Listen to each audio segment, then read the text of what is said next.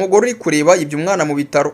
Umugore wabuze urubyaro yaje kwiba umwana mu bitaro, kamera zaramufata ariko ntiyabimenye. Kuri tariki ya 17 Gashyantare 2026 mu murwa mukuru wa Ghana habereye inkuru yateje impagara ndetse n'agahinda gakomeye. Umwana w'umuhungu wari umaze iminsi navutse binyuze mu kubagwa yakoye mu bitaro bya Mubitaro Clinic n'umugore utari umukozi wabyo, bikekwa yuko yabuze urubyaro nubwo benshi bavuze yuko yamushimuse kubw'amafaranga.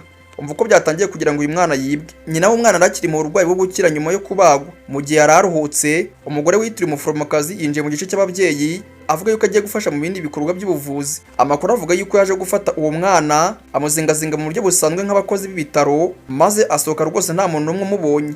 Nyina w'umwana ahindukiye nibwo aje kuza kubura uruhinja rwe, agira ngo rwose n'abaforomo bagiye nko kumutunganya bisanzwe. Hashize akanya ahubwo nibwo abaforomo baje kwinjira baje kureba uko umurwayi ndetse n'uruhinja rwe bameze, nibwo bitanye ba mwana nyuma yo kureba aho uruhinja rwe ruryamye ariko bakarubura. Burya rero ukamira ngo n'abasirikare bahora barinze umutekano, nubwo rwose benshi mu bagizi ba nabi batajya babimenya. Nibwo abashinzwe bya tekinike bagiye kureba amashusho yagaragaye kuri kamera umwanya washize. Ku bw'amahirwe amashusho ya kamera z'umutekano na CCTV yaje kugaragaza uwo mugore asohoka mu bitaro atwaye uruhinja arufashe mu gituza. Ayo mashusho yakwirakwiye cyane ku mbuga nkoranyambaga, bituma abaturage benshi batangira kumushakisha no gutanga amakuru. Ako kanya polisi yahise itangira iperereza rikomeye.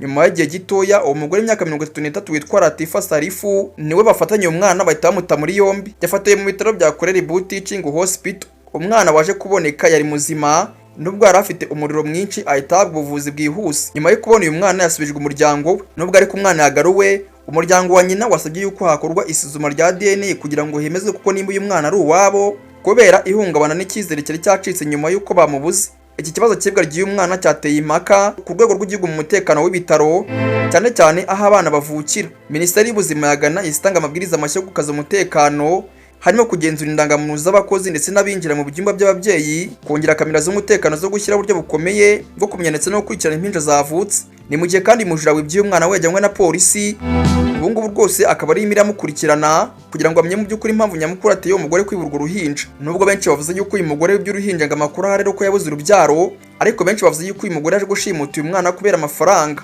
Ngaye nguko rero kugeza ubu ngubu rwose polisi ikaba yabyinjiyemo, ndetse rwose uyu mugore akaba agiye gukanirwa urumukwiye. Nanjye ngira nkora subscribe n'imbaraga murikize kuri sheni, ngenda cyari Obinangini OB Time News mu gihugu cya Ghana. OB Time News.